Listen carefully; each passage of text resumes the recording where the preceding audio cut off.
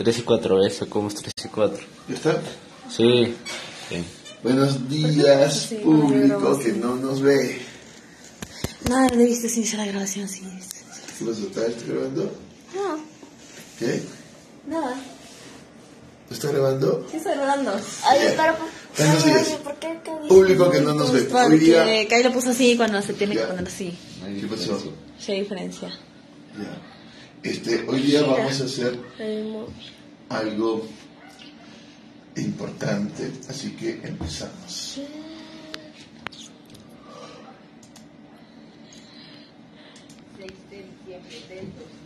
¿Puedes ponerla para acá, por favor? Cierre de esta edición sobre esto de las manifestaciones en el Perú. Se han reportado en total 17 muertos. Solo ayer, jueves 15 de diciembre, primer día del estado de emergencia nacional con militares en las calles, en la región Ayacucho, se reportó, según la DIRESA, 7 fallecidos y 52 heridos. Los 7 muertos fueron confirmados por la DIRESA Ayacucho, pero aún no se han identificado los nombres. Ayer el gobierno dispuso inmovilización social obligatoria, es decir, toque de queda, durante 5 días en 15 provincias de 8 regiones. Hay toque de queda en Arequipa, Ica, La Libertad, Apurímac, Cusco, Puno, Huancavelica y Ayacucho. En este cuadro pueden ver las provincias y los horarios de toque de queda que fueron publicados en el Decreto Supremo 144/2022 PCM. Y es urgente y muy delicado contarles de lo que ha sucedido ayer en las movilizaciones de varias regiones. Ayer ha sido una jornada bastante abrumante. El equipo de La Encerrona ha ordenado y confirmado la información que les vamos a contar para que ustedes estén al tanto de lo que está pasando. Pero por favor, y como siempre repetimos en este programa, es información que aún está en desarrollo. La mañana de este jueves, las calles de Huamanga en Ayacucho fueron el escenario del primer encuentro entre manifestantes y militares desde que se declaró el estado de emergencia a nivel nacional. Alrededor de las 11 de la mañana, varios medios locales grabaron el desplazamiento de una marcha con dirección hacia la Plaza de Armas de Ayacucho, mientras un grupo de militares intentaba detener sin éxito su avance. La llegada de los manifestantes a la plaza nos dejó videos como este, ciudadanos cantando "Somos luchadores y no somos terroristas", consigna que parece ser una respuesta al derruqueo que han recibido los manifestantes en los últimos días. Hasta aquí pareció una protesta pacífica. Sin embargo, hacia las 2 de la tarde, diarios como Correo reportaron que un grupo se había dirigido hacia el aeropuerto Alfredo Mendivín Duarte de Ayacucho y habían logrado ingresar a las instalaciones. Ya el día anterior se habían suspendido las operaciones del terminal aéreo por las protestas. De acuerdo a los videos que circulaban en redes sociales, en un inicio los militares conversaron con un primer grupo de manifestantes que ya se encontraban dentro del aeropuerto. Sin embargo, al poco rato la situación se desbordó. Nos contactamos con algunos vecinos de la zona y nos pasaron estos videos que están viendo ahorita, en donde, por ejemplo, se observa cómo un grupo de personas ingresaron al aeropuerto rompiendo el cerco, mientras que otro grupo hacía frente a los militares con una bandera del Perú. Los militares, por su parte, respondían con disparos al aire. Peor aún, en otros videos también se observa a militares apuntando de manera horizontal. La periodista Jacqueline Fox compartió este video donde se ve a un militar en las calles de Huamanga disparando hacia la altura del cuerpo de los protestantes. Hay videos de los manifestantes heridos que, por supuesto, no vamos a mostrar por su contenido explícito, pero en ellos se ve que por lo menos 3 personas tenían heridas en la cabeza, en el cuello y en el tórax. Mientras llegaban las primeras noticias de fallecidos, la radio TV Sónica 103.3 abrió sus micrófonos para recoger los testimonios de personas que se encontraban en la zona, como de esta señora con esta declaración. Adelante, te escuchamos. Por favor, qué padre. This is the path forward. What comes next is good.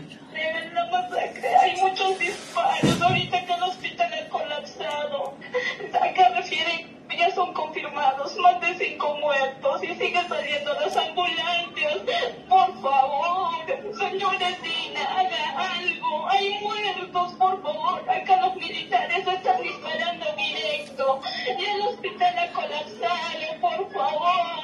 Hospital Regional de Ayacucho tuvo que instalar carpas para atender a todos los heridos que llegaron durante la tarde a sus instalaciones. Anoche, la DIGRESA además declaró alerta roja en todos los centros de salud y hospitales de Ayacucho.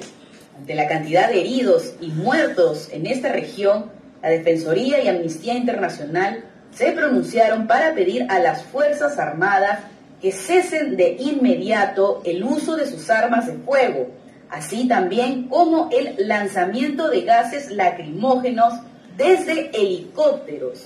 El gobierno regional de Ayacucho fue más contundente con un comunicado donde responsabilizó a la presidenta Dina Boluarte y a los ministros de Defensa y del Interior por las muertes. El comunicado terminó pidiendo la renuncia de la presidenta y la censura de la mesa directiva del Congreso para instalar un gobierno de transición. Durante el día también medios como Ojo Público reportaron el incendio del local del Ministerio Público en Ayacucho, mientras que en la noche se registró un cacerolazo en las calles de Ayacucho por los muertos en esta trágica jornada de ayer. La periodista e investigadora para el desarrollo Julia Urranaga dejó una reflexión sobre lo ocurrido que vale la pena leer. ¿Creen que enviando el ejército van a calmar las protestas?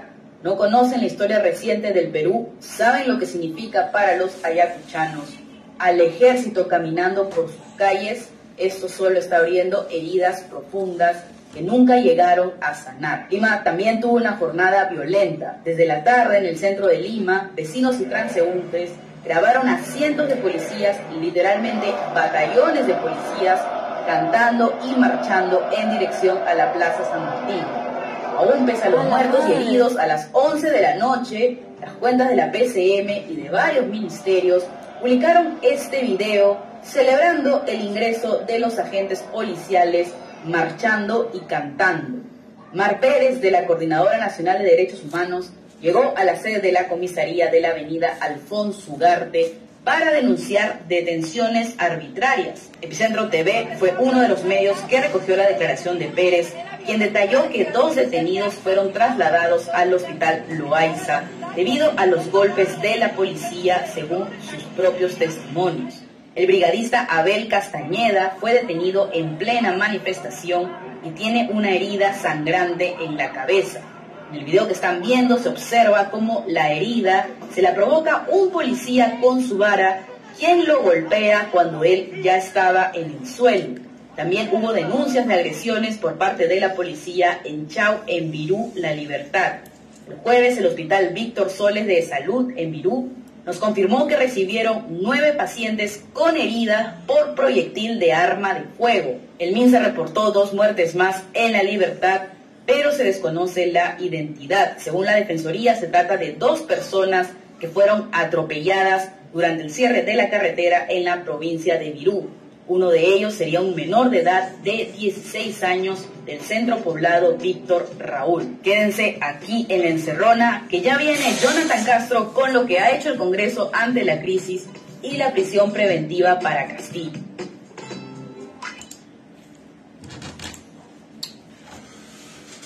La pregunta es, ¿quién mató a esa gente? Esa es la pregunta. ¿Quién mató a esa gente? ¿Quién mató? ¿Quién?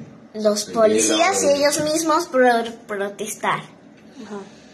Tienes las 2 preguntas. La presidenta por dar la orden. La respuesta más directa. ¿Tú qué respondes? Ellos sabían a lo que se estaban arriesgando. Les han dicho que se vayan, que van a quedar. ¿Quién los mató? Yo justo que saquen las armas de fuego y lo más. Tú has dicho muy bien, tú has dicho que la presidenta, tú has dicho ellos mismos porque se arriesgaron y al final sabían a lo que estaban dando, y tú has dicho los 2. ¿Entiendes? Muy bien, vamos para saber quién los mató, tendríamos que responder a la primera pregunta que estábamos tratando de responder nosotros. Como también ellos mismos, porque también tienen esa voluntad. Ya, entonces tú dices las presidentas, tú dices ellos, y tú dices 3. ellos y los presidentes. ¿O qué dices ¿Las tú? presidentas? Perdón, la presidenta, tú dices ellos, tú dices la presidenta y El ellos. que da la orden es el asesino, pero el militar solo obedece. Claro, el que da la orden sería la presidenta, Sí. por lo tanto, ella la asesina. Tú dices, Pero ellos. la presidenta también debe cumplir con el rol de mantener un orden establecido, entonces tiene un poder Pues que se también vaya, por pues. encima que le está sometiendo a dar esa orden. Quienes están haciendo el caos y están buscando las consecuencias son ellos. Ya, esa es tu opinión, esa es tu reflexión. El hecho de asesinato es un crimen, Pero Muy ellos grande. son los que están provocándolo.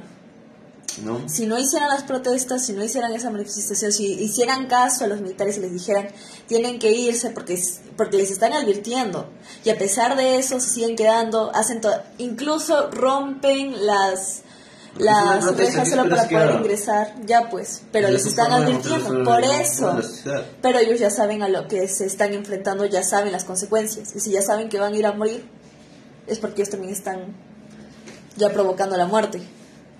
Ya. Vamos, para comprender esa respuesta tendríamos que contestar a la primera pregunta que estábamos tratando de responder nosotros. Es sobre la verdad. ¿Qué es la verdad? Porque si no, no podríamos encontrar la respuesta de la pregunta. Y la respuesta a la pregunta de qué es la verdad es una respuesta muy difícil para tratar de procesarla, pero nosotros vamos a partir siempre de esta doctrina y vamos a tratar de analizarla para entenderla. Primero, hay verdad. Muchos van a decir, no hay verdad, eso no es cierto, la verdad se crea por la voluntad de poder, cada uno tiene su verdad, por lo tanto no hay verdad. Yo comprendo que hay verdad. Eso es algo que ustedes no lo van a poder comprender y no les voy a poder enseñar realmente. Es algo que ustedes tienen que descubrir. Pero yo les puedo decir, desde mi reflexión, que hay verdad.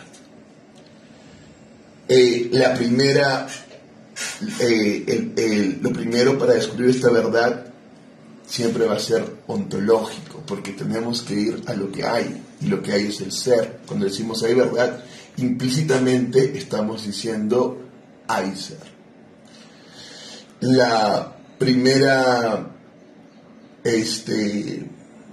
El primer principio es el ser y el no ser son lo mismo, de lo que partimos. Es desde ahí donde partimos. Esto que parece muy difícil de asumir, que es esto que el ser y el no ser son lo mismo y que rompe los principios lógicos, es algo principal, que tampoco les puedo enseñar y que les estoy tratando de enseñar todo el tiempo, pero que al final ustedes van a asumirlo o no. Entonces, porque al final ustedes dirán, sí, es cierto esto, o no es cierto esto. Pero esa es la verdad. El ser y el no ser son lo mismo. Recordemos que hemos partido de Heráclito y de Parménides. Parménides defiende el ser, Heráclito defiende el devenir. Y entonces, ahí está la verdad fundamental que la filosofía descubre. Lo segundo es el ser se invierte en no ser, que siempre lo ponemos 1-0. El ser se invierte en no ser. Lo tercero es el no ser se convierte al ser. Eso es lo tercero principal. Lo cuarto, el ser y el no ser se oponen. Hay un drama. Nosotros siempre hablamos de la biodramaturgia. El ser y el no ser se oponen. Es distinto a decir que se contradicen, pero cuando decimos contradicción hablamos lógicamente. De alguna manera ahí implica una cierta contradicción. Pero ahí traíamos en un rollo que hay que desmenuzar con más fineza y todavía no estamos preparados. Pero por ahora entendamos que el ser y el no ser se oponen. La quinta verdad, que es muy importante, todo esto en el devenir del amor. Lo entendimos un poco cuando vimos a Sartre y a Simone de Beauvoir. Yo, por amor, me hago tu objeto. Y tú eres sujeto, pero lo hago por amor. Y luego tú por amor te haces mi objeto y yo me hago sujeto. Mientras que este devenir esté bien, yo acepte libremente este devenir, yo paso al ser, tú pasas al no ser, yo paso al no ser, tú pasas al ser, todo funciona, porque hay un devenir y la naturaleza fluye, hay este devenir y todo funciona. La secta es muy clara, si no respetas esta verdad, mueres, te desintegras. ¿Entiendes? Eso también comprenderlo va a ser un poco difícil. La séptima, el perdón puede volver a integrar. Esta es la séptima, es muy importante. La octava, el proceso de integración ontológica será infernal. Y la novena lo podrá superar en el Espíritu Santo. Esa es la verdad. Así como Buda tenía sus verdades, estas son las verdades que al final es una sola, porque es lo mismo, solamente estamos desarrollando esta verdad. Es lo que yo he descubierto y esta es la base de nuestra ciencia. Entendamos la ciencia como el conocimiento de la verdad. Aquí estamos conociendo la verdad, conociendo el ser, y esta es la verdad. No los puedo imponer. La verdad se va a develar sola y ustedes la develarán o no. Porque diríamos ahí a poner otra verdad, el hombre no quiere la verdad. El hombre no puede soportar la verdad. ¿Entiendes? Porque lo que se descubriría es que ha roto esta verdad y que está muerto espiritualmente.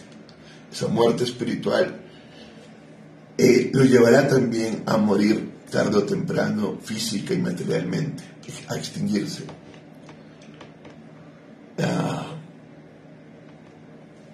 Para comprenderlo tenemos que ver Arguedas, porque si no vemos Arguedas no vamos a comprender estas verdades. Hay que comprender Arguedas para eso.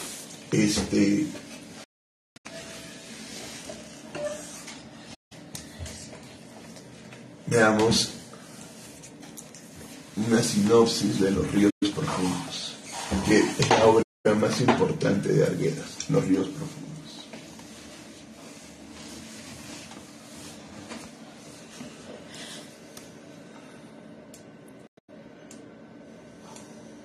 ¿Por qué no puedo? ¿Por qué?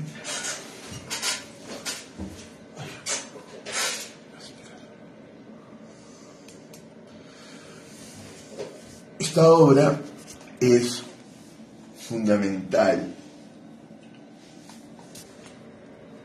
Yo diría que es la obra que realmente devela lo que es el no ser peruano. Pero al mismo tiempo que devela el no ser peruano, lo que está develando es la resistencia a ese no ser. Los ríos profundos fue la tercera novela escrita por el escritor peruano José María Arguedas.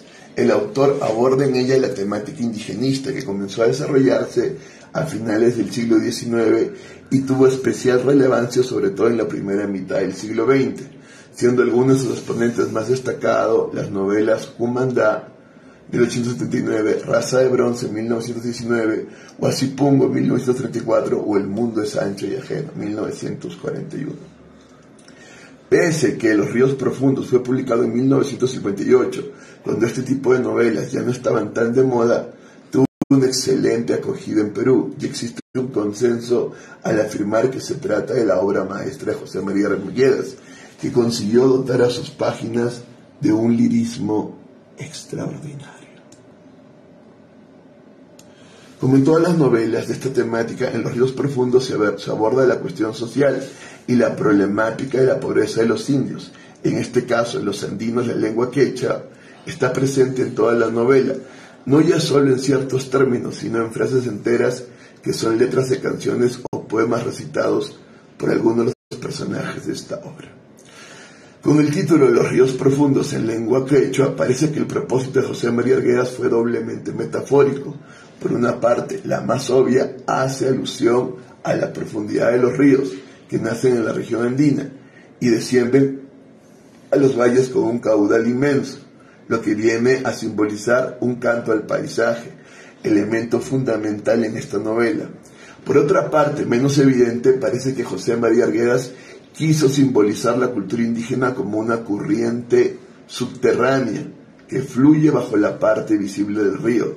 Es decir, el autor quiso hacer referencia a las raíces culturales del pueblo andino. El argumento de los ríos profundos es relativamente sencillo. El protagonista es un muchacho adolescente de 14 años. En la novela se relata su proceso de transformación a marchas forzadas desde esa adolescencia a la madurez. La historia comienza con la llegada de Ernesto y de su padre, un abogado itinerante, a la ciudad de Cusco, donde visitan a un pariente adinerado al que les solicitan trabajo sin ningún éxito. El pariente, a quien apodan el viejo, es retratado como un ser mezquino que explota a las personas que trabajan en sus haciendas. En vista del fracaso, padre e hijo reemprenden su viaje en búsqueda de trabajo y vagan por sucesivos pueblos, en los que el padre encuentra trabajo a duras penas y pasan por algunas penurias. Finalmente, para que Ernesto no suponga una carga para el padre mientras encuentra un empleo, decide dejarle en un internado dirigido por unos religiosos en la localidad de Bancay, mientras él reemprende su viaje itinerante en busca de clientela.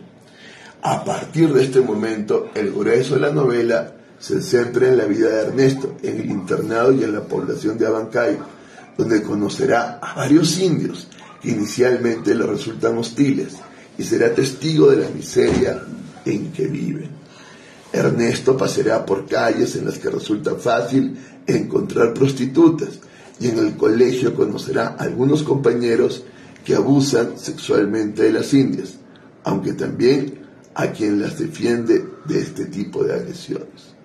En definitiva, Ernesto conocerá en primera persona una realidad que hasta entonces había pasado junto a él de forma tangencial, la de la pobreza de los indígenas andinos. Sin embargo, Los ríos profundos no solo trata de proporcionar una visión crítica del conflicto social con los indígenas del Perú, sino que en cierto modo es una novela en la que se describe un viaje iniciático, el de Ernesto, que se aboca a madurar a pasos agigantados al enfrentarse a un mundo para el que no está preparado. Uno de los momentos álgidos de la novela se produce cuando las mujeres salen a la calle a protestar porque no se les ha entregado la parte de sal que le corresponde y tratan de asaltar el almacén. Ernesto se unirá a esta manifestación y será severamente castigado por los sacerdotes del colegio, y que consideran que lo que hizo Ernesto fue ayudar a cometer un robo. Ernesto es José María Quedas, ¿no? Es como autobiográfico, claro. Es como un alter ego de él. No es él, pero es un alter ego de él. Alter ego. Sí. La rebelión de las Indias es rápidamente reprimida por los soldados, quienes castigan a varias de las mujeres azotándolas públicamente. La vida en el colegio y la relación entre los alumnos y los sacerdotes se tensa en varios momentos, produciéndose peleas e incluso huidas de algunos alumnos que abandonan el internado sin que vuelva a saberse nada de ellos. Otro de los momentos más importantes de la historia, cuando Ernesto rompe su amistad con dos de los internos por defender a las Indias de sus comentarios soeces. Esta pelea supone el momento en el cual termina de producirse la transformación total de Ernesto en alguien capaz de asumir la responsabilidad que conlleva ser una persona íntegra. Una epidemia de tiros será la causa de que Ernesto abandone el internado. Recibe por carta la autorización de su padre por dejar el colegio y regresar con su familia. En este caso, a casa de su pariente apodado el Viejo, hasta que su padre pueda hacerse cargo de él. Con esta despedida del colegio y vuelta a sus orígenes, se cierra un ciclo de ida y vuelta en ese camino iniciático del protagonista, pero con una visión crítica de la sociedad que ha conocido y de la importancia de luchar por un sentido de la justicia. Veamos un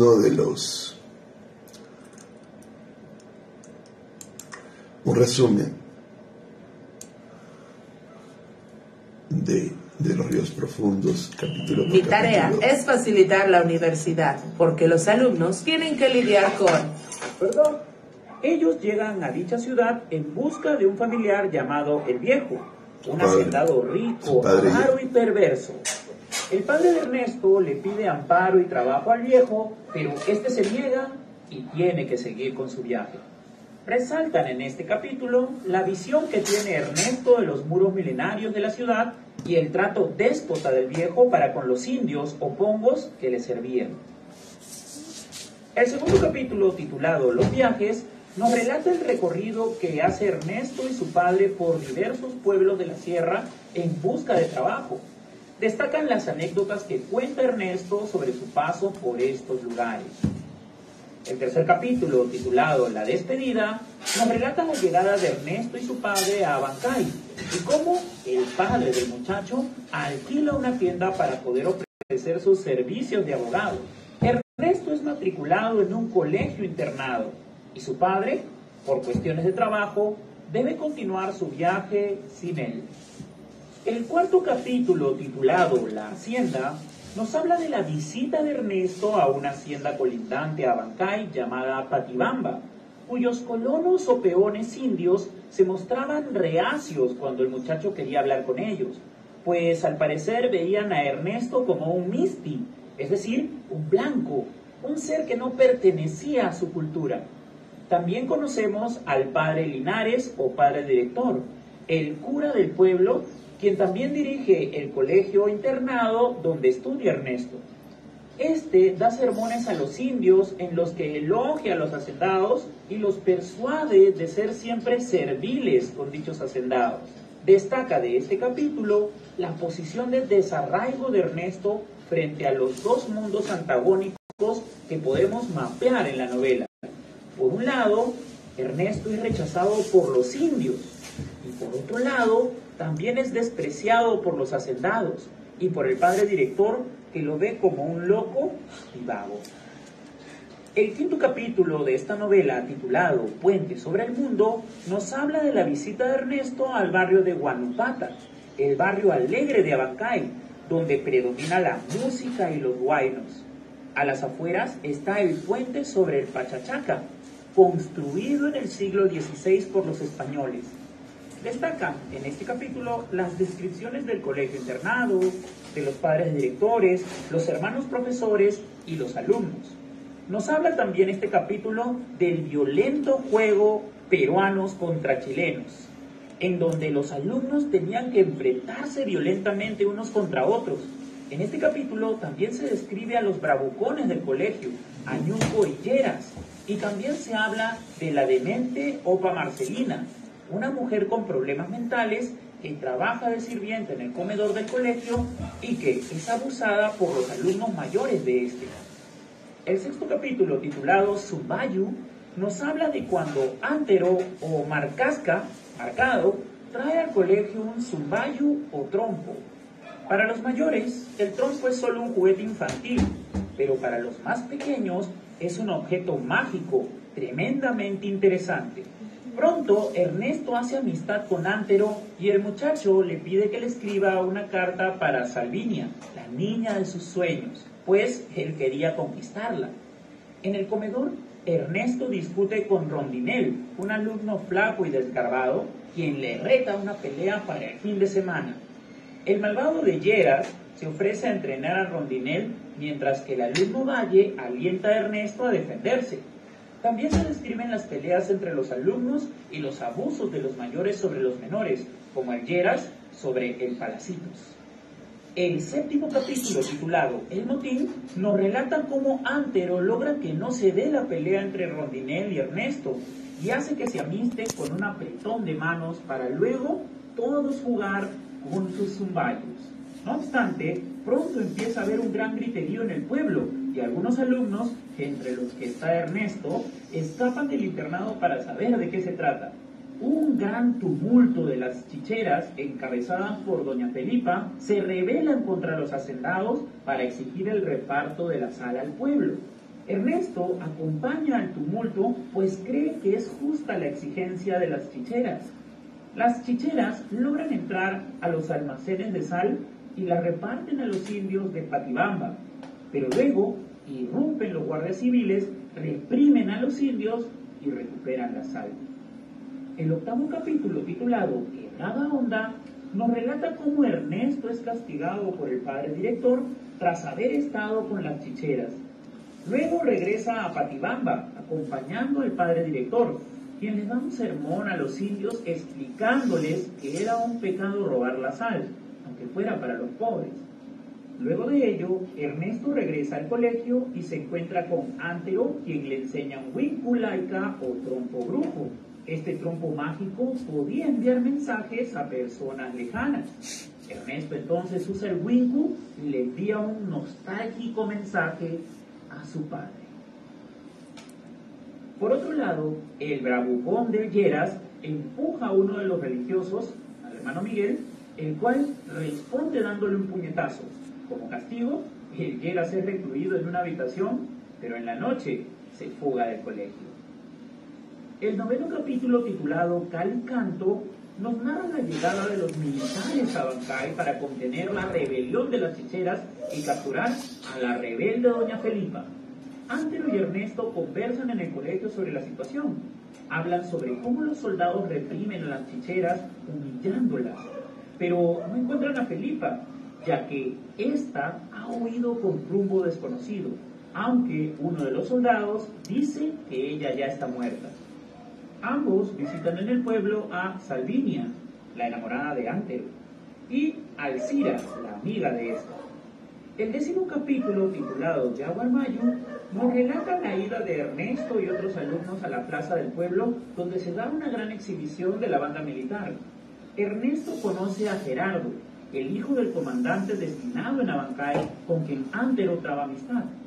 Asimismo, visita la comunidad de Guanupata, donde disfruta escuchando a músicos y cantores para luego retornar al colegio.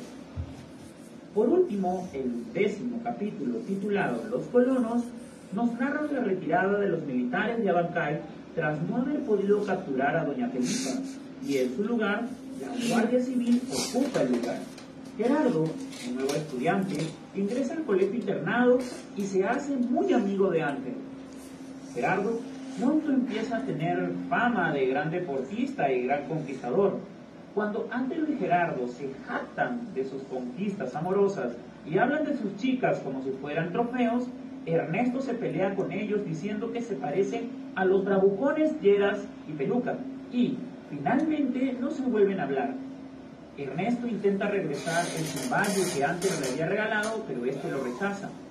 El muchacho termina por enterrar el zumbayo en el patio del colegio, sintiendo una profunda decepción ante el cambio de Ángel. Luego, el pueblo es azotado por la peste de tifo. La opa Marcelina fallece víctima de aquel mal. Ernesto es puesto en cuarentena por temor a un contagio e incluso el colegio suspende sus clases por un mes. El padre director le dice a Ernesto que volvería con su padre, pero que debía permanecer todavía un día más en cuarentena. Por otro lado, cientos de colonos, es decir, peones indios de las haciendas colindantes, van hacia Abancay para exigir al padre que les dé una misa para sus difuntos. El padre acepta y da la misa a medianoche. Con el permiso del padre, Ernesto abandona Abancay y se va a una de las haciendas de su tío Manuel Jesús, que era así como se llamaba el viejo, donde esperará finalmente el retorno de su progenitor. Antes de llegar allá, cruza el puente del Pachachaca y contempla las aguas del río, un río profundo que posee, según el muchacho, un poder purificador ante toda la violencia y perversidad. Con esta última imagen termina la novela Los ríos profundos. Análisis. ¿Al final fue con su tío o no fue con su tío? ¿Qué es? ¿Al final fue con su tío o no fue con su tío? Él espera a su padre en la hacienda del viejo. Pero su padre se lo recoge, ¿no? Después. Que su padre lo recoge, no lo sabemos. Termina con la imagen, yendo a la hacienda del viejo, termina con la imagen mirando los ríos profundos. Sí, pues, pero llega a la hacienda del viejo. No lo sabemos. Se supone que sí, ¿no? Se supone que sí. Pero si entendemos la obra, entendemos que hay un paso de este ser que es el ser con su padre, al no ser, donde va a quedar totalmente en este colegio. ¿Por qué te gusta usar crop tops? ¿Qué es crop tops? Lo que se ponen las morras para que se les vea el ombligo. Ya, en este no ser va a, ¿cómo se llama? A descubrir toda la tensión que hay. Esa tensión que hay entre el cura, los hacendados y los indios es la que va a casi desintegrarlo. Pero él no se desintegra. Es muy importante para mí el capítulo con las chicheras, porque él sale a defender. La cuestión es, ¿tenían legitimidad la rebelión de las chicheras?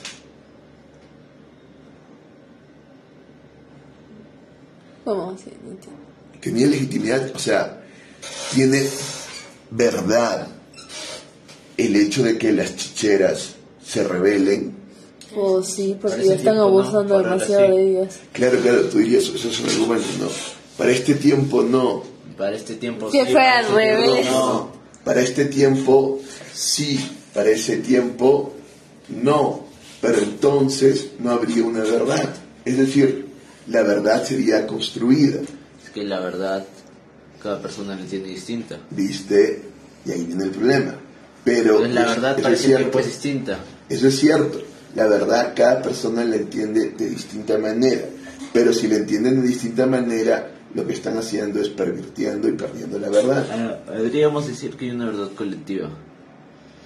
Que a partir de la verdad colectiva que se mantiene en ese tiempo, no sería algo dable que se diera esa protesta. El problema es que si es Pero una, para este tiempo ya, sí. el problema es que si hay una verdad colectiva que de alguna manera devela la verdad, lo cierto es que la verdad no puede estar basada en un consenso colectivo.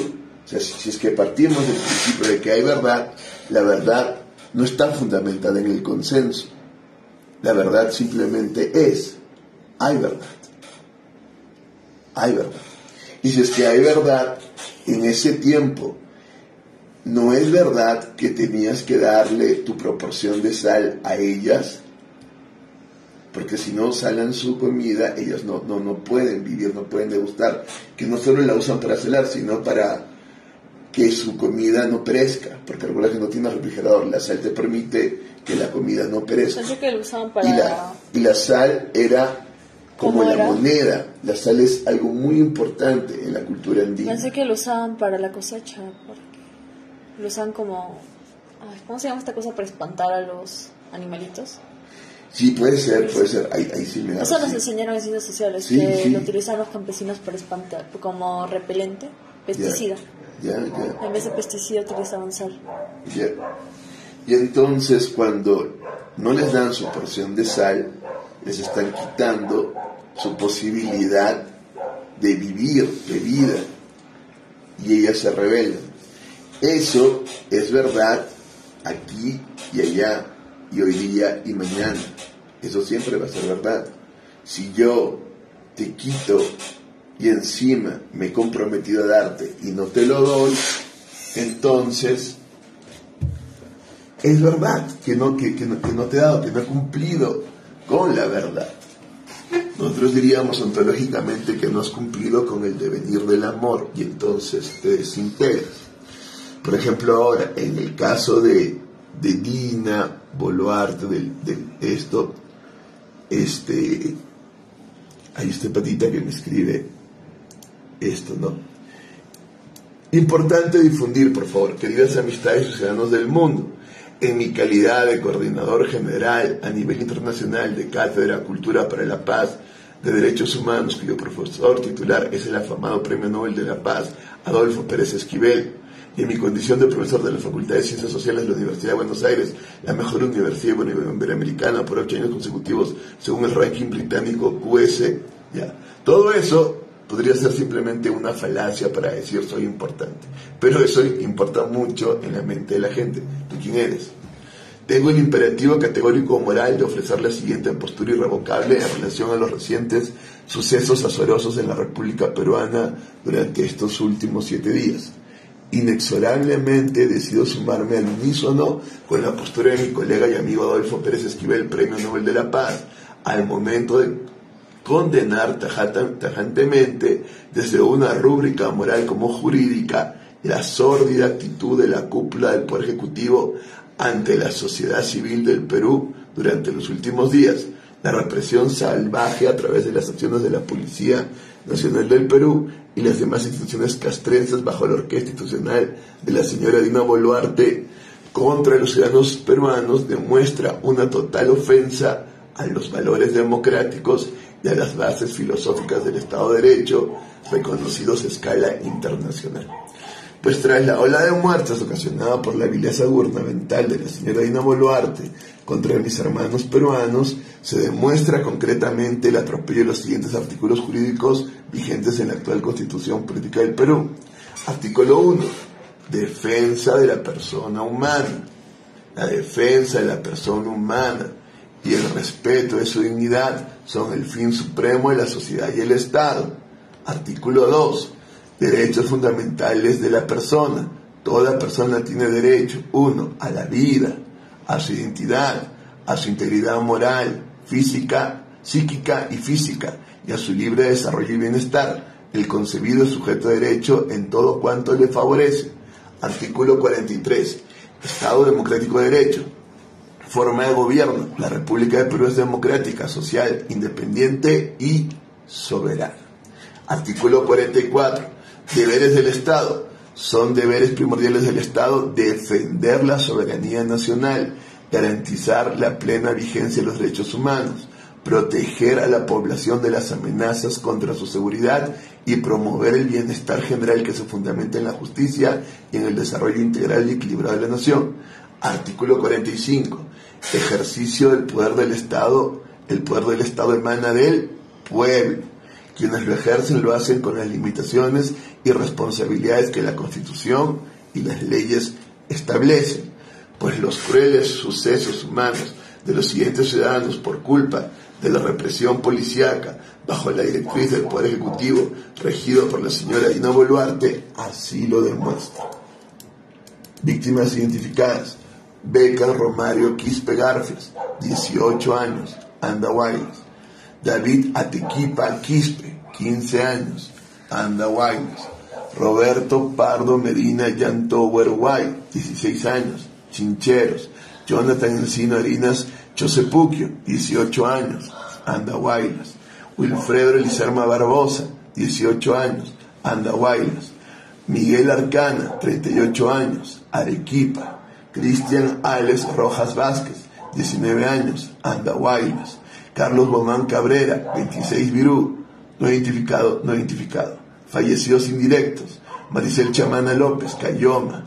Eve, 16 años, Virú. Johnny Rosalina Cárdenas Escobar, 51 años, Trujillo. Efraín Cruz Cardeña, Canchis. Lucío Quispe Cayo, 32 años, Canchis. Entre otras víctimas de un gobierno despótico contra su propia ciudadanía. De la misma manera, tanto el doctor Adolfo Pérez Esquivel como quien redacta las siguientes líneas, exigimos imperativamente a las máximas autoridades de los poderes ejecutivo y legislativo del gobierno peruano cumplir urgentemente los siguientes artículos de la Convención Americana sobre Derechos Humanos, Pacto de José de Costa Rica para frenar la ola de sangre que surca por las indumentarias de la madre patria del Perú. Artículo 4. Derecho a la vida. Toda persona tiene derecho a que se respete su vida. Este derecho estará protegido por la ley y en general, a partir del momento de la concepción, nadie puede ser privado de la vida arbitrariamente. Artículo 5. Derecho a la integridad personal. Toda persona tiene derecho a que se respete su integridad física, psíquica y moral. 2. Nadie debe ser sometido a torturas ni a penas o a tratos cuales inhumanos o degradantes. Toda persona privada de libertad será tratada con el respeto debido a la dignidad inherente al ser humano. De la misma manera, consideramos la existencia ribombante de un terrorismo de Estado tras los lamentables sucesos recientemente detallados en este documento, por lo que invocamos la proclama de todos los artistas de América y Europa, poetas, cantantes, filósofos, músicos, novelistas, actores, etc., como también de mis diversos colegas universitarios en todo el mundo, a manifestarse al respecto en favor de los sagrados valores de la democracia y de la defensa de las libertades individuales y los derechos humanos que desafortunadamente se están violentando salvajemente en el Perú, desde César Vallejo, Lima Suma, Machu Picchu. Pues la opinión de los académicos e intelectuales durante las temporadas cáusticas para el desarrollo de la civilización humana son enteramente vitales para salvaguardar paladinamente la esperanza de un futuro mejor para las generaciones venideras.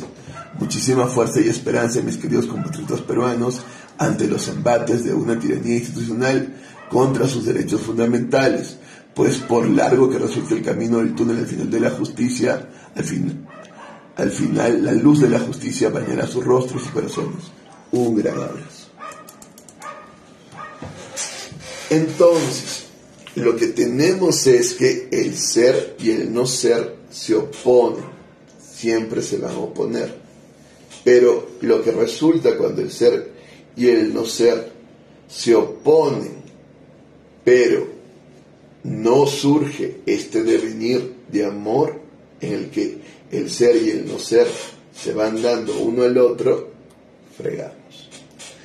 El ser en la época de Vallejo también se supone que era una democracia liberal, pero no era cierto, porque al final es un gobierno semifeudal, donde el señor feudal tiene todo el poder, pero aún teniendo ese poder, se supone que él se debe al otro, a este no ser andino, se debe, y le debe dar todas las cosas que éste necesita, con las que él se ha comprometido. Ahora estamos en un Estado democrático, el ser es democrático. ¿En qué se basa el Estado democrático? En la voluntad general de los pueblos. El poder deviene del pueblo. Si el poder deviene del pueblo y tú estás para garantizar su derecho a la vida, a la integridad física, psíquica, ¿cómo es que lo asesinas? Entonces, has roto y has desintegrado totalmente esto. Ahora, igual que las chicheras que se rebelan, ¿qué le hicieron el Estado democrático a la gente del Perú profundo y a toda la gente que se ha rebelado para rebelarse? Y ahí viene la cuestión. Le quitaron su representación política en Pedro Castillo. Dirán, no les quitó la representación política a la derecha, es Pedro Castillo el que hizo un golpe, lo cual también es cierto, pero es un golpe generado por la tensión permanente entre una derecha y esta representación política que siempre combatió. Desde los primeros, desde antes, toda la campaña fue terrible y a Pedro lo terruquearon desde siempre. Y luego cuando entró al poder no reconocieron su elección y dijeron que había un fraude, lo cual no, hasta ahora no se comprueba para nada como cierto. Y si tú dices que hay un fraude, no estás reconociendo el voto popular de la gente que votó por él. Y luego toda la televisión, todos los canales, desde el primer día hicieron campaña mediática en contra de él, acusándolo de corrupto. Y de ahí el Congreso presentó una moción de vacancia primera, una moción de vacancia segunda que no se fueron aprobadas, y ahora iba a presentar una moción de vacancia tercera. ¿Qué hizo Pedro? En vez de ir al Congreso, intentó dar un golpe de Estado y quebrar el orden constitucional. ¿Qué hicieron? Lo metieron preso. ¿Podían meterlo preso? No, porque no se lo pueden meter preso a alguien, porque ellos dicen, no, pero que está en infraganti. Sí, pero él tiene un antejuicio. Han tenido que quitarle primero el antejuicio. ¿Podían vacarlo? No, porque todos, en cualquier momento, si te acusan de algo, tienes derecho a defensa. Pero dices, pero fue infragante, está probado. Sí, tú lo ves infragante y probado, pero así todo, el otro necesita decir por qué, cómo, qué pasó, qué lo llevó a esto. O sea, necesita una defensa. No fue al Congreso, no hubo defensa y lo vacaron. ¿Cuál es la conclusión? Que el pueblo se indignó tremendamente. ¿Por qué? Porque te han quitado tu expresión política. ¿Qué es mi expresión política? Yo confío en que ese señor va a velar por mi bien común, por mi bien, porque yo he votado por él, porque yo creo que él me va a permitir hacer progreso, hacer bienestar, lograr desarrollarme. Si tú me lo quitas, entonces ya no tengo quien me desarrolle bienestar, mi progreso y desarrollo. Y yo pienso con razón que tú estás contra mi progreso, mi bienestar y mi desarrollo. Y entonces me rebelo. ¿Qué quiere decir que me rebelo? Ya no te obedezco, ya no eres mi autoridad, ya no, igual que las chicheras, voy y tomo la sal. Es decir, ¿por qué? Porque tu ley ya no es legítima para mí. Porque tú has demostrado que no estás a favor de mi bien, sino en contra de mi bien. Y entonces voy. ¿Qué es lo que hace el Estado? Va y los mata. Entonces, en contra de su propio ser, desintegrándose a sí mismo, porque en su propio ser está que él tiene que cuidar del pueblo y demás, y al contrario, se desintegra y nos desgarramos, un desgarro profundo, que yo no voy a poder integrarme si no hay un perdón. Pero ¿cómo te perdono cuando tú no te has arrepentido? Recordemos que el único pecado que no se perdona es el no pedir perdón, porque no se te puede perdonar porque no lo pides. Y no se puede pedir perdón, ya pido perdón. No, si yo pido perdón quiere decir que he entendido y yo doy un vuelco total en mi comportamiento. Tendría que levantar el estado de emergencia, tendría que salir yo de la presidencia porque he matado a mi propio pueblo y tendría que darme cuenta de que mi pueblo quiere una asamblea constituyente y permitirles hacerlo. Pero no lo voy a hacer. ¿Por qué? Porque yo no quiero devenir, yo no quiero que esto cambie, yo quiero mantenerme en este estado, en este poder, en este lugar donde yo tengo el poder y tú no. Es como pedirle al hacendado que el hacendado devenga. El hacendado no va a devenir. No, tú siempre vas a ser mi sirvienta, mi... Para entenderlo esto tendríamos que entender la vida de Arguedas un poco para entender lo que les estoy tratando de decir, de dónde nace su obra. Ese video ya me lo pusieron 3 veces. Sí, yo lo sé, pero lo vamos a poner otra vez porque es muy importante. Pero ya me lo pusieron 3 veces. Sí, en el colegio no sé cuántas veces me lo pusieron. Sí.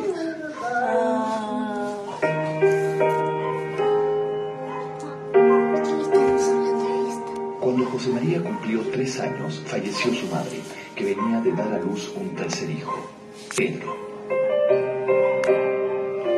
Y a los 3 años perdió a su madre, así que esa faceta de su vida nunca le devolvió de la mente. Él vivía y cuando íbamos, por ejemplo, así de paseo al campo, le tenía horror al piar de los pajaritos. Y yo digo, pero ¿por qué te desconozco? Le digo, ¿por qué te pones así? Es que me hace acordar el día que enterraron a mi madre.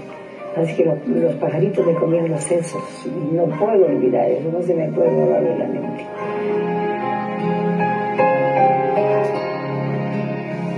El padre, desesperado y sin saber qué hacer luego de la muerte de su esposa, entregó a José María al cuidado de sus abuelos en Andahuaylas y Pedro fue adoptado por su hermana.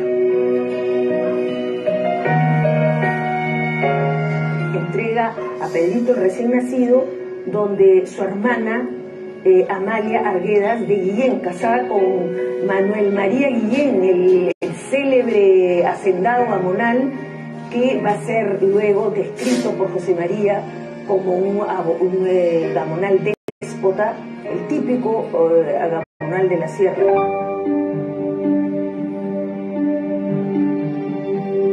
El padre y su hijo mayor, Arístides, se trasladan a Puquio, donde fue nombrado juez en 1915. Toma en alquiler una casa en la esquina de la plaza principal de Puquio y esa casa pertenecía a Grimanesa Arangoitia, viuda de Pacheco. Y entonces es una casa preciosa y de altos y bajos, y en los bajos pone su despacho y en los altos vive. y bueno, termina enamorándose de esta señora, se casan en 1917 y recién cuando se casan manda recoger a José María, que está en Andahuaylas, y lo trae a vivir con esta nueva familia. Apenas se sintió nuevamente establecido, Víctor Manuel Arguedas reunió a sus hijos, excepto a Pedro, que se quedó para siempre con su hermana y su esposo, Manuel Guillén, adoptando su apellido. Que no solamente es la señora Goitia Viuda de Pacheco dueña de casas en Puquio, sino que tiene tierras y ganado en San Juan de Lucanas, de las principales familias de San Juan de Lucanas.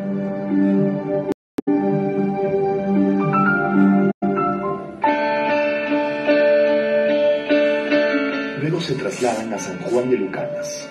El padre siguió trabajando en Puquio junto a Arístides y los visitaba los fines de semana. Los hermanos Arguedas fueron poco queridos por su madrastra y por su hermanastro, Pablo Pacheco, el famoso hermanastro de los cuentos que tanto dolor le va a causar. José María se refugió en el mundo de los sirvientes indios. De hecho, era enviado a convivir con ellos cuando el padre estaba ausente y volvía a la mesa familiar los fines de semana.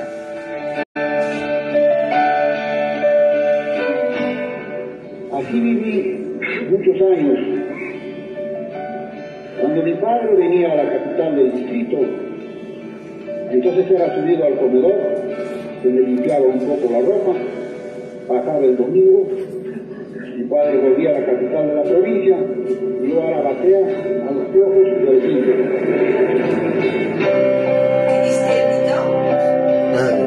¿Qué está haciendo? Estoy grabando, mamita,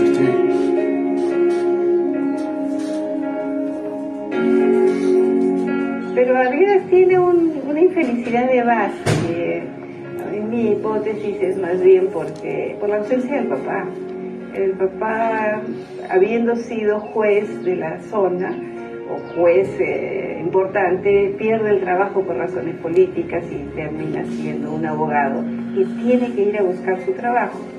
Y eso hace que tenga que salir del lugar y no pueda cargar con sus niños.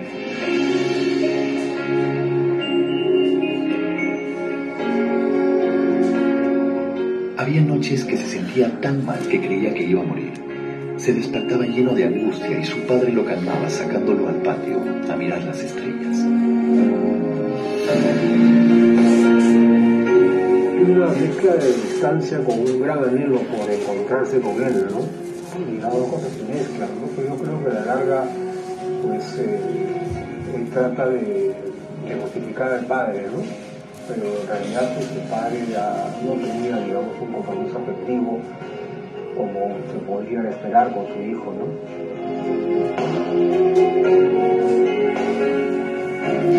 Aunque asistía a la escuela local, su primera lengua fue el quechua, porque con él se comunicaban los indios entre sí. Para el niño José María fue el idioma de la ternura. Él es prodigado, ¿no? Por los indios y él tiene una frase muy hermosa, ¿no? Que dice que ahí aprendió pues el cariño de los indios, ¿no?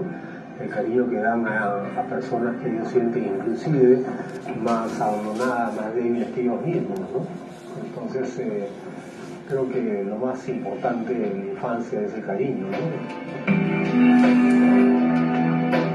Tiene predilección por el mundo de los indígenas que lo acogen y le da la ternura que necesita a gritos después de tantas experiencias amargas, ¿no? Y de abandono.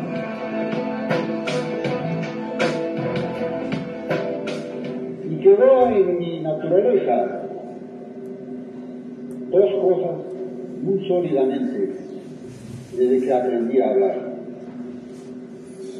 la ternura y el amor siguiente de los indios, el amor que se tienen entre ellos mismos y que le tienen a la naturaleza, a las montañas, a los ríos y a las aves.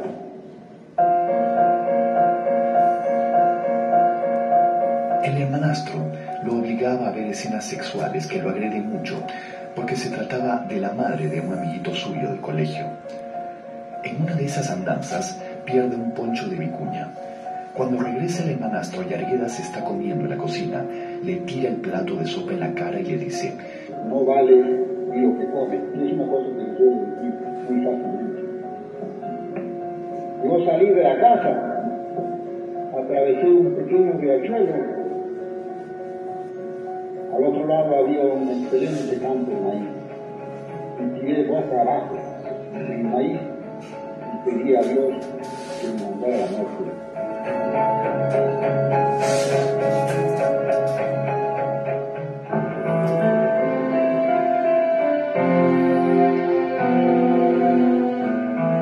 Febrero de 1919, José María viaja por primera vez a Lima. Su padre dio una larga licencia por el paludismo que había padecido. Finalmente es cesado como juez cuando Leguía llega al poder. En esa visita, José María luego se regresa solo a Pucro, ya que su hermano Aristides se queda en Lima estudiando en el Colegio Guadalupe, que está detrás de mí. De esa primera visita a Lima, José María recuerda cómo los limeños trataban a los serranitos y apaleaban a los burros. Al año siguiente, en 1920, realiza su segunda visita a Lima y esta vez sí se regresa con su hermano Aristides a San Juan de Lucanas, pasando por el puerto de Lomas, en Nazca.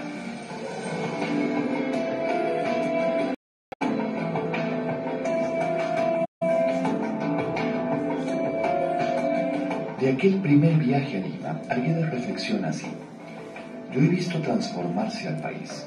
Cuando visité Lima por primera vez en 1919, las mulas que arrastraban carretas de carga se caían, a veces en la calle, fatigadas y heridas por los carreteros que les hincaban con púas sobre las llagas que les habían abierto en las ancas.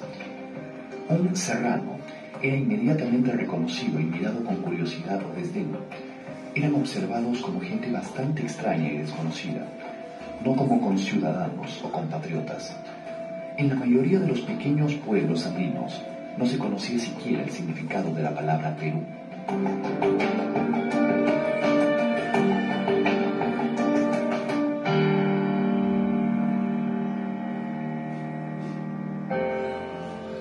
La vida de él, que es también un ejemplo sintético de lo que ha pasado con los Andes, ¿no? Que cuando él nació estaban relativamente todavía con poca comunicación. Lima era el antiperú, Lima vivía a espaldas del Perú, ¿no? Esas frases tipo González Prada. Pero precisamente en la misma medida que él viaja, se van creando carreteras. Recuerda cómo celebra el Yagua Fiesta, que son capaces de hacer una carretera. El mismo movimiento de él, de venir a estudiar a Lima, y después de ser ya alguien de San Marcos, él es uno de los primeros que se da cuenta, porque lo ha vivido, la importancia que tienen los migrantes.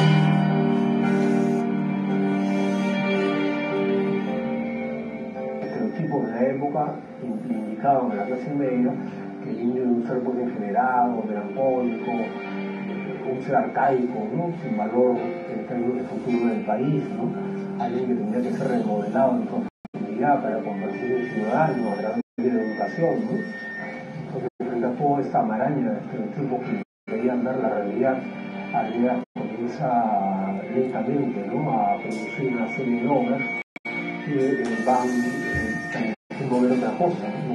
Tengo que ver de que tras ese indígena aparentemente estólido, ¿no?, impávido, melancólico, sin salida, hay una hervor de vida, ¿no? Hay una gran vitalidad, ¿no? Hay una gran laboriosidad. No se trata de inmovilizarse en un Tahuantinsuyo idealizado, ¿no? Arguedas le molestaba a esas personas que admiraban el imperio incaico, pero que no apreciaban al indio del presente.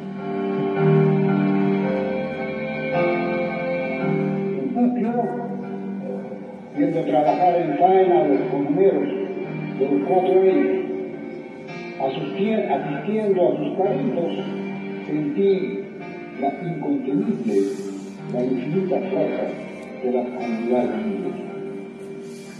Esos indios hicieron en 28 días 150 kilómetros de carretera, una carretera que trató el cura del pueblo.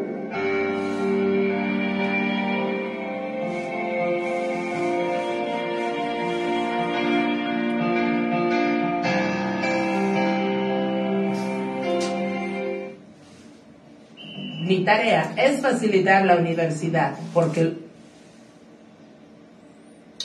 Entonces,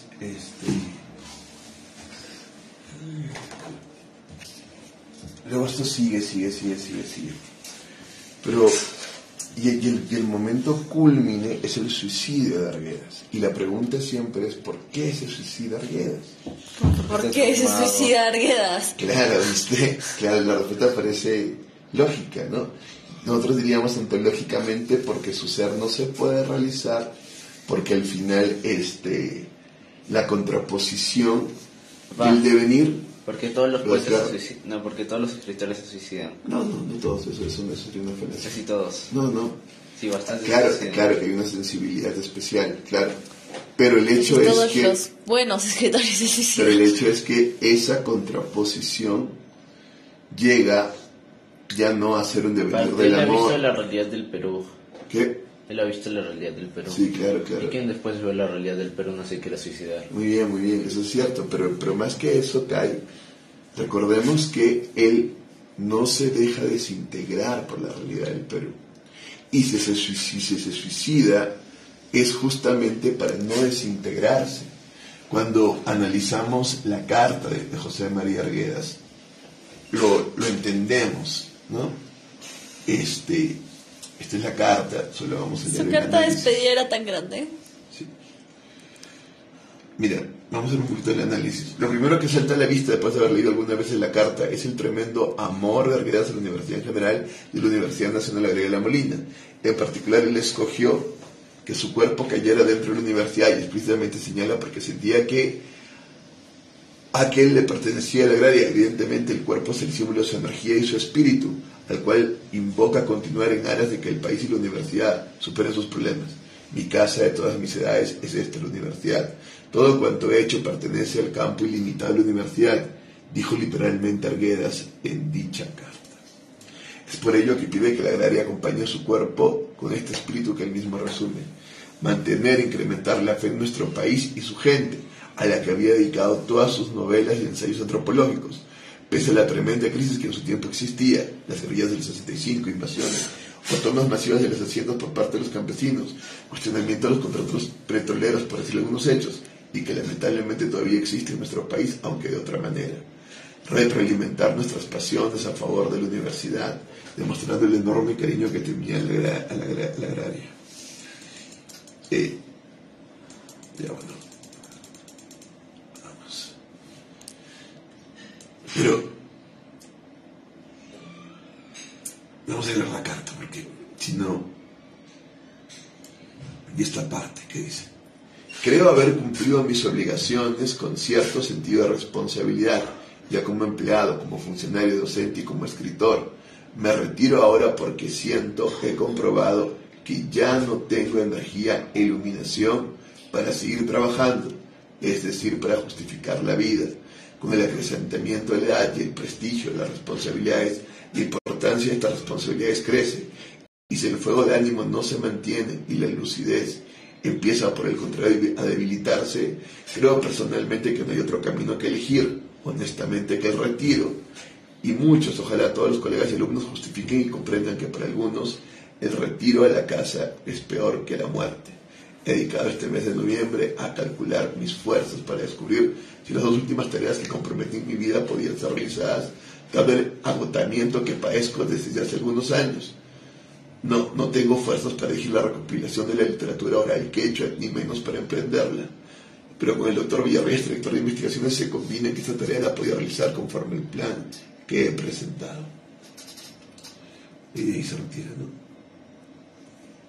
Lo último dice: dispénsame estas póstumas reflexiones, he vivido atento a los latidos de nuestro país, dispénsame que haya elegido esta casa para pasar algo desagradablemente a la cesantía, si es posible acompañarme en armonía de fuerzas, que por muy contrarias que sean en universidad, y acaso solo en ella, pueden alimentar el conocimiento. Decida matarse ahí en la universidad y deja esta carta para la gente de la universidad, pero lo que está diciendo es: ya no puedo. Pero ¿qué es lo que no puede? Lo que no puede es luchar contra esta desintegración que lo está corroyendo por dentro.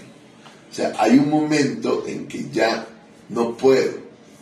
y antes que cese y la lucidez se me vaya y demás, uno diría se le está yendo la lucidez por viejo. No, es que ha luchado toda la vida para no desintegrarse, para que esta oposición que está sufriendo dentro no devenga en una desintegración total y ya no pueda recordar ni ver lúcidamente, ya no pueda. Y lo peor es que él, siendo ya una figura que es representativa, si él comete este desgarro, se desintegra, se erosiona, se destruye a los demás, porque él es un ejemplo para otros. Antes de que yo quede destruido y destruya a los demás, prefiero matarme, prefiero cesar. O sea, digamos moralmente, antes que el mal termine por liquidarme, prefiero morir.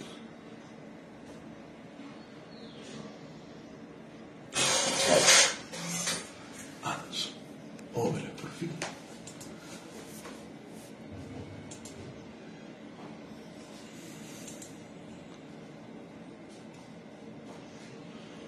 Yo soy cristiano y tendremos que oír misa al amanecer con el viejo en la catedral. Nos iremos enseguida.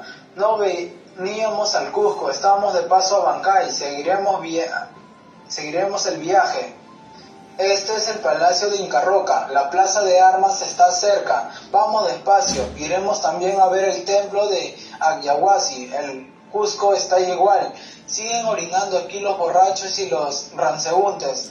Más tarde habrá aquí otras festideces. Elegí un alumno de colegio para ver cómo no lo comprende, ¿no? Y lo lee mal. Alguien vive en este palacio de Inca Roca. Lo lee como obligado, no comprende lo que está leyendo. Y eso que es algo que está diciendo de su propia realidad. La construcción colonial suspendida sobre la muralla tenía la apariencia de un segundo piso. Me había olvidado de ella. En la calle angosta la pared española blanqueada no parecía servir sino para dar luz al muro. Papá, le dije, cada piedra habla. Esperemos un instante. Si él comprendiera Arguedas realmente, él... Y si tuviera más clases de lectura. No, si él comprendiera... Y leyera más. Claro, para comprender Arguedas también tendría que leer más, claramente. Pero si él comprendiera Arguedas, lo leería de manera distinta y de pronto hubiera muerto como esos jóvenes de 18, de 15, 16 años. Porque es imposible leer y comprender Arguedas y no defender a tu gente. Es imposible. Es imposible. Y entonces no se puede realmente escuchar. Hay que escuchar detrás de lo que él lee. No oiremos nada. No es que hablan, estás confundido. Se trasladan a tu mente y desde allí te inquietan. Cada piedra es diferente, no están cortadas, se están moviendo. Me tomó el brazo, dan la impresión de moverse porque son desiguales, más que las piedras de los campos.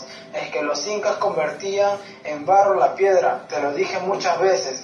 Papá, parece que caminan, que se resuelven y están quietas. Abracé a mi padre apoyándome en su pecho, contemplé nuevamente el muro. ¿Viven adentro del palacio? Volví a preguntarle. Una familia noble, como el viejo. No son nobles, pero también ávaros, aunque no como el viejo no. Todos los señores del Cusco son ávaros. Me besó en la frente, sus manos temblaban, pero tenía calor. Pasamos la calle, cruzamos otra muy ancha, recorrimos una calle angosta y vimos las cúpulas de la catedral. Desembocamos en la plaza de armas. Mi padre me llevaba del brazo. Aparecieron los portales de arcos blancos. Nosotros estábamos a la sombra del templo. Ya no hay nadie en la plaza, dijo mi padre. Era la más extensa de cuantas había visto. Los arcos aparecían como en el confín de una siliente pampa de las regiones heladas. Si hubiera graznado allí un yanahuicu, el pato que merodeaba en las aguadas de esas pampas. Ingresamos a la plaza. Los pequeños árboles que habían plantado en el parque y los arcos parecían intencionalmente empequeñecidos ante la catedral y las torres de la iglesia de la compañía. ¿No habrán podido crecer los árboles?, dije. Frente a la catedral no han podido. Papá, le dije, la catedral parece más grande cuanto de más lejos la veo. ¿Quién la hizo? El español, con la piedra incaica y las manos de los indios. La compañía es más alta, no es angosta y no tiene atrio, sale del suelo. No es catedral, hijo. Se veía un costado de las cúpulas en la oscuridad de la noche. ¿Llueve sobre la catedral?, pregunté a mi padre. ¿Cae la lluvia sobre la catedral? ¿Por qué preguntas? El cielo la alumbra, está bien, pero ni el rayo ni la lluvia la tocará. La lluvia sí, jamás el rayo. Con la lluvia fuerte o delgada, la catedral parece más grande. Una mancha de árboles apareció en la falda de la montaña. ¿Eucaliptos?, le pregunté. Deben de ser, no existían antes. Atrás está la fortaleza, el Sacsayhuamán. No lo podrás ver. Nos vamos temprano. De noche no es posible ir. Las murallas son peligrosas. Dicen que devoran a los niños, pero las piedras son como las del palacio del Inca Roca, aunque cada uno es más alta que la cima del palacio. ¿Cantan de noche las piedras? ¿Es posible? ¿Esta plaza es española? No, la plaza no. Todavía no ha respondido a la pregunta del todo, no es para nada, se va respondiendo todavía. Y todavía la verdad, como tal, no creo que la hayan comprendido. De hecho, yo tampoco la comprendo del todo. Pero les vuelvo a hacer la pregunta: ¿quién mató a los que se estaban manifestando? Ay, papá, pero nosotros ya, dijimos, pero todos nos dijiste. Que todos, sí. Haya cambiado tu respuesta, ¿no? Todos es nadie. Este es un problema serio, porque si tú dices todos, todo el Perú es nadie. Si tú dices todo el Perú, entonces no es. Porque hay algunos que estaban manifestándose también. Pues todo el Perú. Sí, pues, pero se ha matado. Todo el Perú lo ha matado. Ya, pero tú dirías, todo el Perú lo ha matado. El problema es que porque la injusticia que se ha generado a lo largo de la historia es lo que los ha matado. Y la injusticia que se ha generado a lo largo de la historia es la que nosotros hemos creado. Pero, la que todo el Perú ha creado. Pero ahí viene el problema. No hay injusticia si no hay justicia. Es decir, si este chico está diciendo esto no es justo, es porque él entiende lo que es justo y por lo tanto él no ha participado de esta injusticia. Él tiene ese derecho a decir esto no y esto es porque él no ha participado y él se está indignando. Entonces yo digo, todos es nadie. Entonces tendríamos que... Tendríamos que reflexionar todavía aún más. Tendríamos que reflexionar aún más, pero ahí tu respuesta ha cambiado. Yo diría que los mató el sin poder. Claro, ahí viene la pregunta, pero tendríamos que especificar, o sea, es... Pero ya deja de hablar. Pues tienes que ponerlo, mira. Sí. Y me muero así. Te demoras mucho porque... Tan fácil que simplemente apretar YouTube. Ajá. ¿Dónde está YouTube? Abres una pestaña. Pero no es lo mismo. Abres una nueva pestaña. Acá YouTube. No, pero es que voy desde acá, pues. Es que es mucho más lento. Ajá. Todavía pones www. Pero no existe YouTube. Ya, sí, pero... pongo andino, pues cuentos andinos para parodias, por favor. ¿Por qué? Por favor, porque va con lo que hemos hecho. Ya. Ponle el torito de la piel brillante, pues. El torito de la piel brillante. ¿Qué es eso? ¿Qué es eso? Un cuento. El torito. No. Pero para más infantil. No, que sea más infantil, pues. Sí, pues. Te estamos hablando. Sí lo sé, pero voy a perder una oportunidad. Es una oportunidad porque justo vale. Es una oportunidad. El torito de la piel. Que habla como tú. No, fue una oportunidad, amiguita. Ya le di una. No lo has escuchado. Ya escuché. Este era el torito de un la matrimonio joven.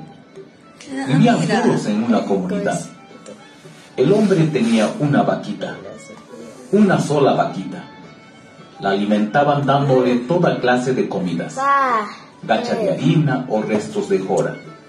La criaban en la puerta de la cocina. Nunca la llevaron fuera de la casa y no se cruzó con macho alguno. Sin embargo, de repente apareció preñada y parió un becerrito color marfil, de piel brillante. Apenas cayó al suelo y murió enérgicamente. El becerro aprendió a seguir a su dueño. Como un perro iba tras él, por todas partes, y ninguno solía caminar solo. Ambos estaban juntos siempre. El becerro olvidaba a su madre, solo iba donde ella para mamar. Apenas el hombre salía de la casa, el becerro lo seguía. Cierto día, el hombre fue a la orilla de un lago a cortar leña. El becerro lo acompañó. El hombre se puso a recoger leña en una ladera próxima al lago. Hizo una carga, se la echó al hombro y luego se dirigió a su casa. Pero no se acordó de llamar al torito. Este se quedó en la orilla del lago comiendo la totora que crecía en la playa. Cuando estaba arrancando la totora, salió un toro negro viejo y alto del fondo del agua. Era el demonio que tomaba esa figura. Entre ambos concertaron una pelea. El toro negro dijo al becerro: ahora mismo tienes que luchar conmigo. Tenemos que saber cuál de los dos tiene más poder. Si tú me vences, te salvarás. Si te venzo, yo te arrastraré al fondo del lago. Hoy mismo no, contestó el torito. Espera que pida licencia a mi dueño, que me despida de él. Mañana lucharemos. Vendré al amanecer. Bien, bien, dijo el toro viejo. Saldré al mediodía. Si no te encuentro a esa hora, iré a buscarte en una litera de fuego y te arrastraré a ti y a tu dueño. Está bien, a la salida del sol apareceré por estos montes, contestó el torito. Así fue como se concertó la apuesta solemnemente.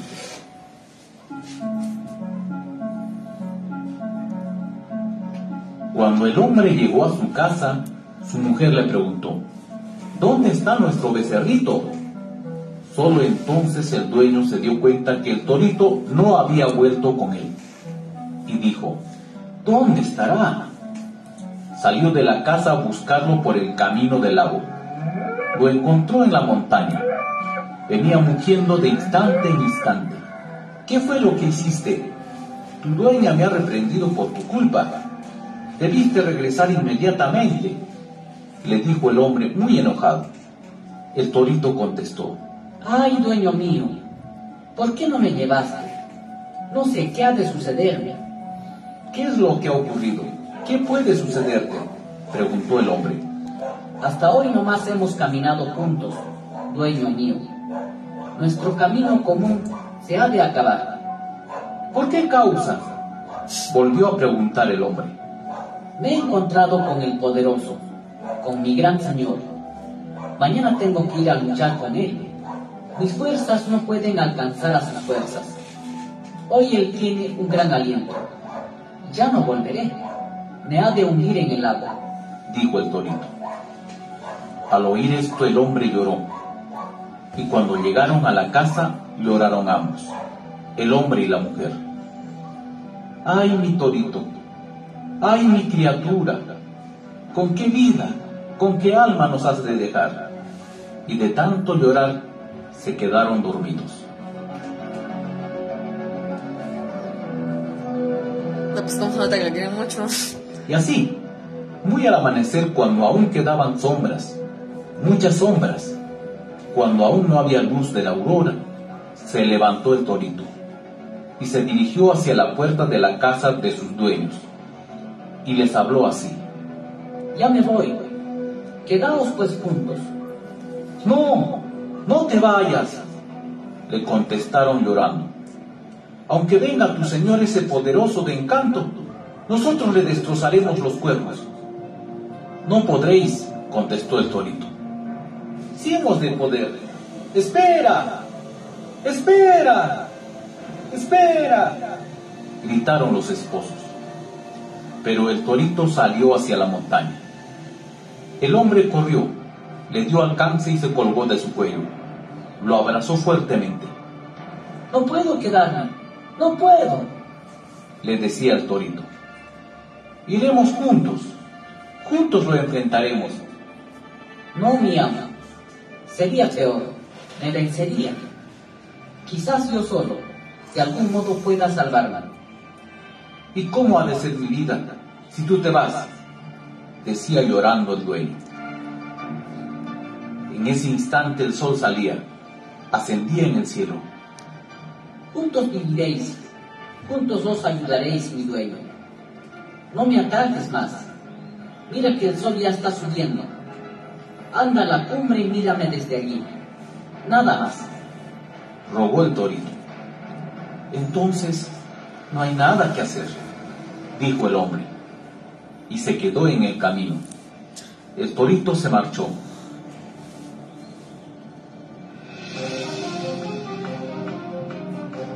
El dueño subió el cerro y llegó a la cumbre. Allí se tendió.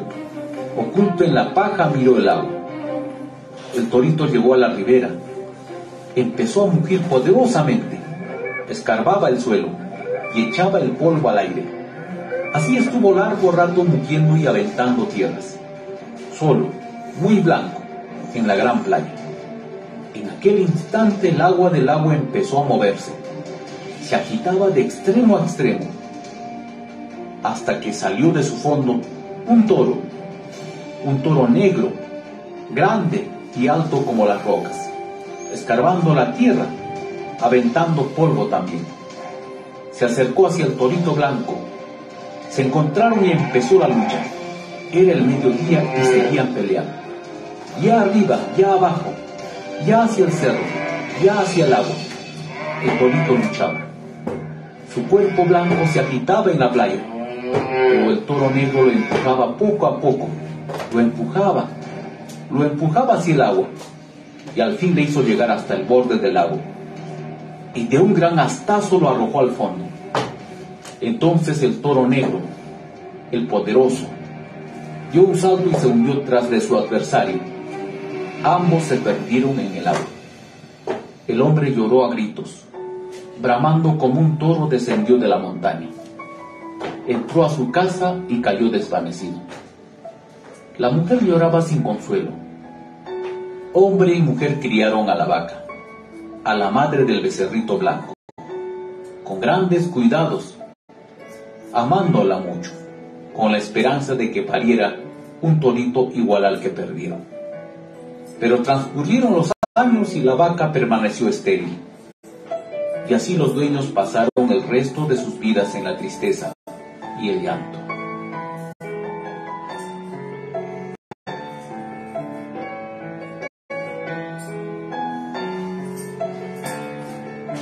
¿Ya almorzaron? No, todavía no. Ya, no terminé. Amigos, gracias por estar en Cuentos de la Choza. Y no se olviden No de termina con un final feliz. Mejor era Finalizó. Eso no termina con un final feliz. O sea, yo prefiero mis cuentos rusos. Mejoraron a eso. ¿Ya finalizó? Sí.